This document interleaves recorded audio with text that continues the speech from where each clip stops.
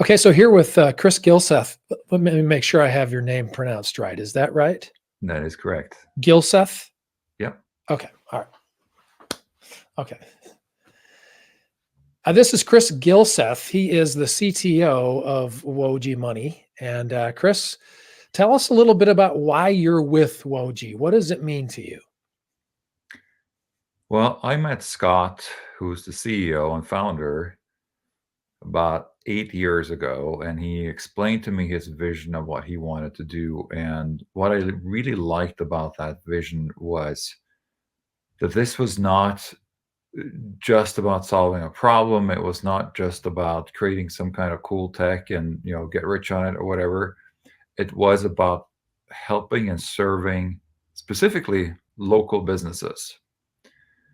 And with everything that's been going on in the world in the last 8 years, I mean, and especially the hits that local businesses have taken, that need is becoming greater and greater. And that plus just the general camaraderie as well as the integrity and ethics of the team, everybody that's involved are all about helping others and making a better life for not just local businesses, but for everybody that's involved in any way, shape, or form. And that's what I like, and that's why I joined and stayed. So for you, it represents an organization that has is more mission minded, as it were, than purely bottom line driven. Yeah, I have no doubt that the bottom line is going to be there too, Sure. and that's exciting. But I have learned over the years that unless you actually help others succeed and do better, then either the success you have is shallow or you will never even attain that success in the first place. So yeah, I think the mission is important. Yeah, that's well said. For you personally, from your and admittedly, Woje Money, although Woje's been around in theory and in principle for decades now, it seems it is still a relatively new company and a new Yes. service that's now online and out there. Is there any one thing apart from its ethical and transparent practices? Is there any other thing that for you is the best kind of hook or sales point for someone who's looking to a small business owner, for example, who's listening to what Woje is all about? Is there some one sales point that really stands out to you? I think there's two things that are really important for people to know. And one is that in many cases, you lose business because you don't have a financing option. Even if you do have a financing option, you lose control of that customer essentially from their revenues perspective once you farm that off to somebody else. That also means that you lose control of the customer service aspect because if there's any payment issues whatsoever at any point, it's between them and somebody else. And some may say that, well, that's because I want it that way. I don't want to deal with the payment part. But what happens when they have an issue and you still want you to serve them? Or what happens when, for example, if you're servicing another business or an individual and they are going through a life crisis, essentially? It happens. What if you could take that and turn that into a customer service moment, a person-to-person I care moment, and you're going to win those clients for life. And that's what Scott has done over and over with this concept, where now all of a sudden it's not about financing or collections. It's about how can I service you as a client? And how can I show that I have your best interest in mind? And Yeah. of course, it's the business still needs to, or the user of the platform, the business client there needs to make their money and stay in business. But that's the other aspect. Once you build up this, you will actually have passive income because you've got payment plans going on. And if anybody studied anything in finance, financing, payment plans, interest made from that, that's where all the good money is. Yeah. I love that. It's a very, very practical solution, and one that is based on principles that are not easily learned. I mean, they're not regularly taught when someone is learning about business. The ethical side of things, the human side, the humane side of things, those customer service relationships that you talk about.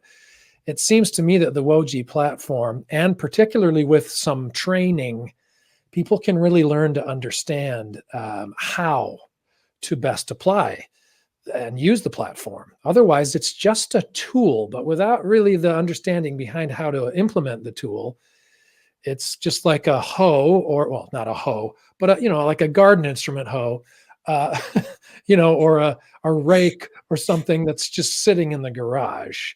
Yeah. Without proper ability to implement the instrument, it's of no use. Well, I can take an example just from this week where a dog trainer that's using the platform wanted to be able to offer a new client an ability to train her new dog, and that dog and that owner really needed that training. But she had just closed her last. She's a realtor or real estate agent, and just closed on a house not too long ago. There were some issues there, and long story short, with how the market was, she didn't see that she was necessarily going to close any new homes until next year, and is essentially between now and then mostly broke. And with traditional financing, there wouldn't be any options for her, and she would be stuck with a difficult dog to deal with for that period of time. Instead, this dog trainer could say, I'm going to help you, and we're going to finance you through Woje, and you're going to get all the training you need, and we know that we're going to get our money, so it's not a concern about that. But we can give you the service now instead of way later, and Yeah. you have all this difficulty in the meantime. And that's just one simple example. Right. But like you say, the customer the customer loyalty and retention and loyalty is such a huge part of the payback, if you will, of using a platform like Woje. There's just so much humanity around it that doesn't exist really out there, where everything's just zeros and ones, or it's like you say, you're handing them off to some customer service representative in another country or in another continent that doesn't even work for you. It has nothing to do with you and your business. Um, I love that aspect of it.